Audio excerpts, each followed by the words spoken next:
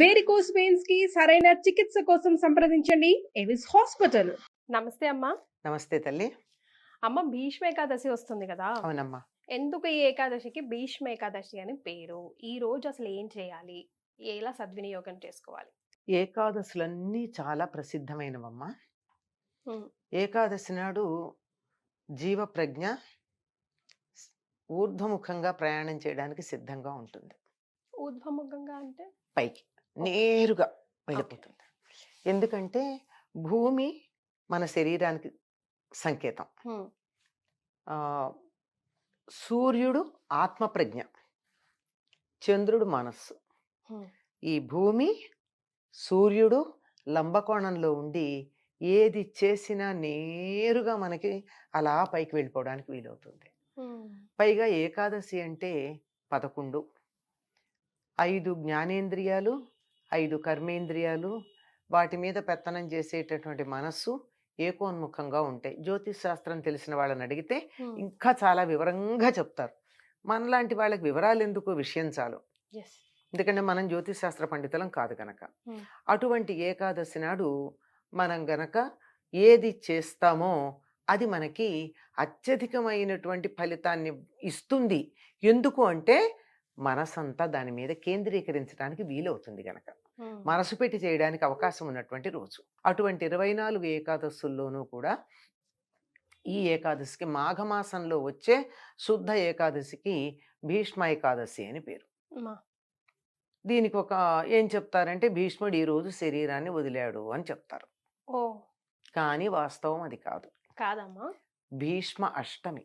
ఉమ్, ఏదైతే మనం రథసప్తమి చేస్తామో ఉమ్, ఆ రథసప్తమి మర్నాడు వచ్చేటటువంటి అష్టమి భీష్ముడు శరీరం వదిలిన రోజు. మరెందుకు ఈ మిస్కన్సెప్షన్? ఎందుకు చెప్తారు అంటే ఒకళ్ళు ఏం సమన్వయం చెప్పారంటే ప్రతిదానికి ఏమంటారు, బట్టతలకి బోడిగుండుకి ముడిపెట్టేసి మేమే పండితులం అని చెప్పాలనుకుంటూ ఉంటారు కొంతమంది. ప్రశ్న అడిగారు అనుకో అమ్మా, అడిగిన వాళ్ళు లోకువైపోతారు. ఈ చెప్పేవాళ్ళు వీళ్ళకి ఇష్టం వచ్చిన పైత్యం అంతా చెప్పేయచ్చు కదా. అడిగిన వాడు వినాలి కదా. ఉమ్, అంచేత ఏమంటే పంచప్రాణాల్లో రోజుకో ప్రాణం చొప్పున వదిలేట. అష్టమి, నవమి, దశమి అలా వచ్చి ఏకాదశి. ఏకాదశి. అట్లా ఈ పూర్తి ప్రాణం 5, 6 చివర వదిలాడు. వినడానికి చాలా లాజికల్ గా అనిపించింది. అన్ని సందర్భాల్లోనూ లాజిక్ సత్యం అవ్వచ్చు, కాకపోవచ్చు, ఉమ్, అవ్వచ్చు, కాకపోవచ్చు. కాకపోవచ్చు. ఇది ఎంత నిజమో నాకైతే తెలియదు. ఉమ్, అయి ఉండొచ్చు కూడా. కాదని చెప్పడానికి నేను చూసి రాలేదు కదా. మరి కానీ నా లాజిక్ మాత్రం అది కరెక్ట్ అనిపించలే. అప్పటి రోజుల్లో అంటే 5000 సంవత్సరాలకి ముందు ఉత్తరాయణం వచ్చిన రోజే రథసప్తమి అయింది. ఉమ్, మనకి రథం ఎప్పుడు నడుస్తుంది, ఎప్పుడు తిరుగుతుంది? ఉత్తరాయణం రాగానే సూర్యుడు రథం యొక్క దిశ మారుతుందని కదా ఉత్తరాయణం అన్నాం ఉమ్. కదా. అప్పుడు వైకుంఠ ఏకాదశి ముందు, వైకుంఠ ఏకాదశి తర్వాత తర్వాత. కదా. ఎస్. ఎప్పుడు ఉత్తరాయణం అంటే మనకి జనవరి, ఈ సంవత్సరం 14 వచ్చింది, ఒక్కొక్క సంవత్సరం 15 వస్తుంది. ఇలా కొంచెం కొంచెం తేడాలు వస్తూ 5000 సంవత్సరాలకు ముందు ఇంకొంచెం తేడా ఉంది. తేడా ఉండి ఆ సంవత్సరం రథసప్తమి నాడే రథాలు మళ్ళాయి. అందువల్ల మర్నాడు అష్టమి నాడు ఉత్తరాయణం వచ్చింది గనక భీష్ముడు శరీరం వదిలాడు అని ఒకటి చెప్తారు. అది నమ్మడానికి అవకాశం ఎలా ఉంది అంటే భారత యుద్ధం జరిగిన రోజులన్నీ లెక్క పెట్టుకుంటూ వస్తే తిథుల ప్రకారం అది జరగాలి. ఆయన 56 రోజులు అంపశయ్య మీద ఉన్నాడు అని చెప్పిన దాని ప్రకారం, దానికి సంకేతంగానే మనం రథసప్తమి నాడు పాలు పొంగించుకుంటే తమిళులు ఎప్పుడు పాలు పొంగిస్తారు? సంక్రాంతి నాడు చేస్తారు. అందుకని సంక్రాంతిని పొంగల్ పొంగల్ పొంగల్ అంటారు. వాళ్ళు కూడా ఎక్కడ పాలు పొంగిస్తారు? తులసి దగ్గర బయట పెట్టుకుని ఆరు బయట పాలు పొంగిస్తారు. మనం అప్పుడు చెయ్యం. మనం ఎప్పుడు చేస్తాం పాలు పొంగించటం?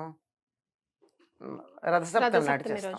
అంటే సూర్యుడిని ఆరాధించేటటువంటి వాళ్ళు సూర్యుడికి ఎదురుగా సూర్యుడు కనపడేటట్టు ఆవు పాలు పొంగించి అందులో కొత్త బియ్యము కొత్త బెల్లము వేసి పరమాన్నం తయారు చేసి సూర్యుడిని ఆరాధించే పద్ధతి. అంటే ఈ పాలు పొంగించటం అన్నది రథసప్తమి నాడు మనం చేస్తున్నాం. ఈ రథసప్తమి సంక్రాంతి కొంచెం మారాయి గనక వాళ్ళు అప్పుడు చేస్తున్నారు, మనం ఇప్పుడు చేస్తున్నాం. కాలక్రమంలో మార్పులు వస్తాయి. ఒకప్పుడు ఎప్పుడు 13వ తారీఖే భోగి, 14 సంక్రాంతి వచ్చేది మా చిన్నతనంలో. ఈ మధ్య కాలంలో 14 భోగి 15 సంక్రాంతి వచ్చింది. ఒక సంవత్సరం అయితే భోగి సంక్రాంతి కూడా 15 వచ్చాయి. అంటే అంతరిక్షంలో కూడా గ్రహాల యొక్క కదలికల్లో కొంచెం మార్పు వస్తుంది. ఎందుకంటే భూమి ఇలా నిటారుగా లేదు. 1/3 డిగ్రీల వంపు తిరిగింది భూమి యొక్క అక్షం. అందువల్ల తిరిగేది కూడా ఇలా కోడిగుడ్డ ఆకారంలో తిరుగుతుంది. అది కూడా ఇలా పూర్తి ఓవల్ కాదు, ఈ పక్కన వెడల్పు ఎక్కువ, ఈ పక్కన వెడల్పు తక్కువ, అట్లా తిరుగుతుంది. ఈ తిరిగే సందర్భాల్లో వచ్చినటువంటి తేడాల వల్ల అప్పుడప్పుడు ఈ తేడాలు వస్తాయి. అప్పుడు అలా జరిగి ఉంటుంది అని జ్యోతిష్ శాస్త్ర పండితులు చెప్పే మాట. ఎందుకు అష్టమి నాడే శరీరం వదిలాడు అని. ఎందుకు అంటే భారతంలో స్పష్టంగా ఈయన చెప్తాడు, ఎవరు, మన ధర్మరాజు. ఇవాళ ఉత్తరాయణం ప్రవేశించింది కనుక తాతగారు శరీరం వదలడానికి సిద్ధంగా ఉంటారు, మనం ఇంటి నుంచి అగ్ని తీసుకువెడదామంటాడు. అంటే ఇంట్లో ఉన్న అగ్నిని పట్టుకెళ్ళాలి. పూర్వకాలం ఇంట్లో హోమాలు చేసేవాళ్ళుగా అందరూ. ఆ హోమం చేసే అగ్నిని పట్టుకెళ్ళాలి.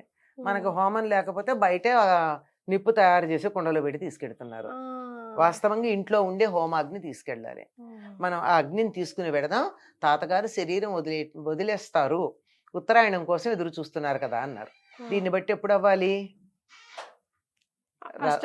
రథ సప్తమి మర్నాడు అష్టమి అన్నాడు. దానికి భీష్మాష్టమి అని పేరు ఉందమ్మా. భీష్మాష్టమి ఉంది. ఆ భీష్మాష్టమి నాడు ఆయన శరీరం వదిలాడు. ఇప్పటికి కూడా భీష్మాష్టమి నాడు తప్పనిసరిగా సంతానం కావాలనుకున్నటువంటి వాళ్ళు భీష్ముడికి ఇది ఇస్తారు, తర్పణాలు ఇస్తారు. ఎందుకు అంటే తనకి సంతానం లేకుండా చేసుకుని కురువంశాన్ని అభివృద్ధి చేయడానికి త్యాగం చేశాడు గనక ఆయనకి గనక తర్పణాలు ఇస్తే సత్సంతానం కలుగుతుంది. ఆయన అనుగ్రహం వల్ల కదా వీళ్ళందరూ ధృతరాష్ట్రుడు పాండురాజు పుట్టారు. ఆయన నేనే రాజ్యం చేస్తానని కానీ, నేను పెళ్లి చేసుకుంటానని కానీ అన్నట్టయితే ఈ మళ్ళీ గాంధారి కోడళ్ళకి వ్యాసుడి వల్ల సంతానం కలిగేది కాదు. అంచేత సంతానం కావాలనుకున్న వాళ్ళు సంతానం లేనటువంటి భీష్ముడికి తర్పణాలు ఇచ్చినట్టయితే సంతానం కలుగుతుందని ఆయనకి ఆనాడు తర్పణాలు కూడా ఇస్తారమ్మా. అది భీష్మాష్టమి. అయితే ఏకాదశికి భీష్మ ఏకాదశి అని పేరు ఎందుకు వచ్చింది? ఇది సందేహం రావాలి కదా ఎవరికన్నా. అదే అడిగాను నేను. అదే మరి ఎందుకు అంటే భీష్ముడు విష్ణు సహస్రనామం చెప్పినటువంటి వాడు. ఇవాళ ఇప్పుడు చెప్పలేదు, అప్పుడే చెప్పాడు. కృష్ణుణ్ణి చూస్తూ విష్ణువుని కీర్తిస్తూ తాను కీర్తిస్తున్నది తాను వింటూ కృష్ణుడి మెడలో ఉన్నటువంటి ఆ తులసిమాలని ఆఘ్రాణం చేస్తూ పంచేంద్రియాలతో ఆ కృష్ణుణ్ణి విష్ణువుగా ధ్యానం చేస్తూ శరీరం వదిలాడు. సామాన్యుడు కాదు కదా.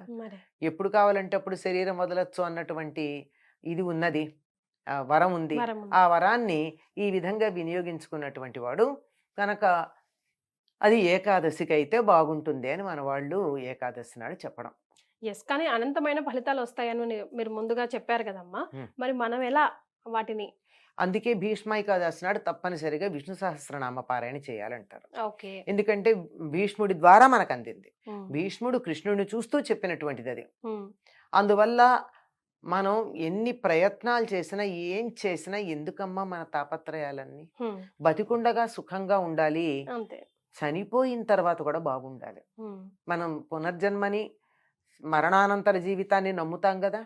కనుక శరీరం వదిలిన తర్వాత నరకానికి వెళ్లకుండా పుణ్యలోకాలకు వెళ్ళాలి అంటే ఆఖరి క్షణాన భీష్ముడిలాగా విష్ణువుని తలుచుకుంటూ ధ్యానం చేస్తూ ఎదురుగా చూస్తూ వీలైతే అంటూ వీలైతే వింటూ, అంటూ వింటూ కంటూ 3 చేశాడు కదా.